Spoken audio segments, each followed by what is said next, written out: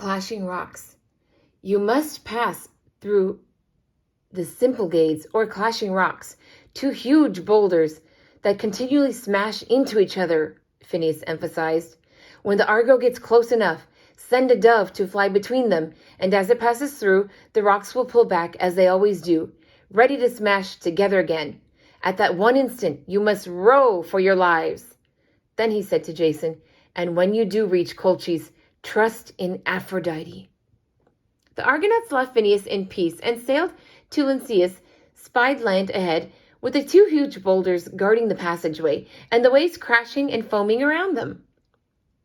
Suddenly, the anxious rowers let out a cheer as a heron of a bird sacred to the goddess of Athena, and an omen of good fortune flew overhead.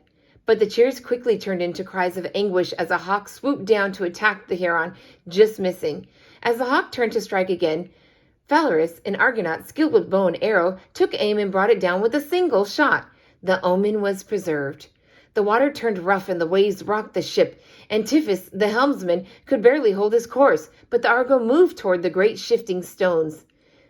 Jason then released the dove, and just as it flew through the narrow passage, rocks closed. The dove got by, losing only 2 tail feathers. Then the Argonauts rowed like never before, and when the stones pulled back, the Argo raced through the gap before it closed. The first ship to ever do so. They suffered only scratches on the stern, and the rocks were locked in place, never again to move.